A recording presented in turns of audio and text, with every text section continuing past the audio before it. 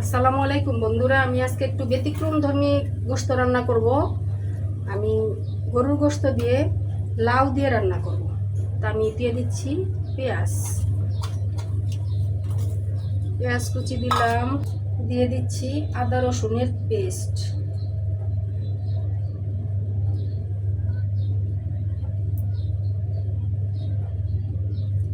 একটু জিরা বাটা। আমি যেহেতু কাঁচামরিচ দিছি, গুঁড়ামরিচটা অল্প দিব, আর লাউয়ের মধ্যে বেশি টকটকা কালার হলে ভালো লাগে না। আমি অল্প একটু গুঁড়ামরিচ দিলাম।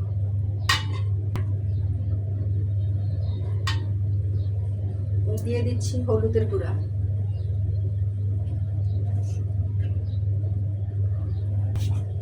শুধু ভুনা করলে কালারটা বেশি আসলে ভাল লাগে, কিন্তু যেহেতু আমি লাউ দিয়ে রান্না করব আমি একটু ইয়াটা কম দিচ্ছি।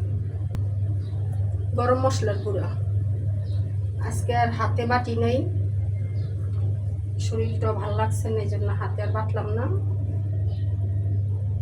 দিয়ে দিচ্ছি লবণ, লাগলে প্রয়োজন মতো পরে আবার দেওয়া যাবে।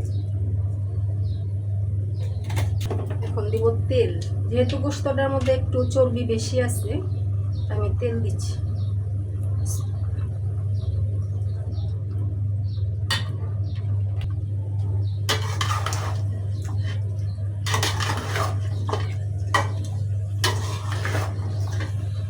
আমি সিনার গোশত এনেছিলাম, সিনার গোশতের মধ্যে একটু হাড় থাকে, হাড়টা খেতে যদিও খুব ভালো লাগে, গোশত থেকে হাড় মজা।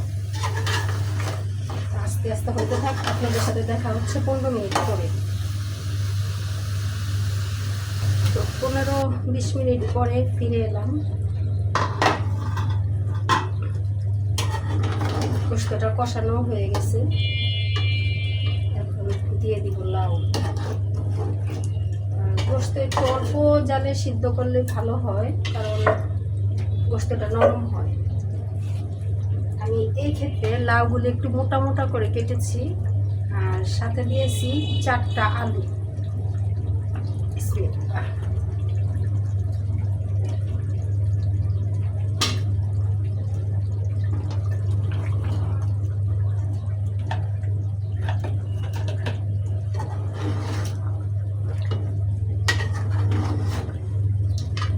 আমি আর কোনো ঝোল দিব না গোশতে, এভাবেই গোশতটাই করব, রান্না করব।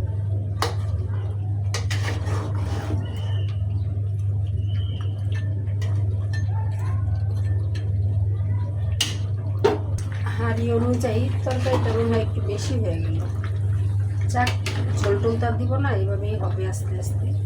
আর লাউটা অনেক কচি, কত দ্রুত গলে যাচ্ছে লাউটা।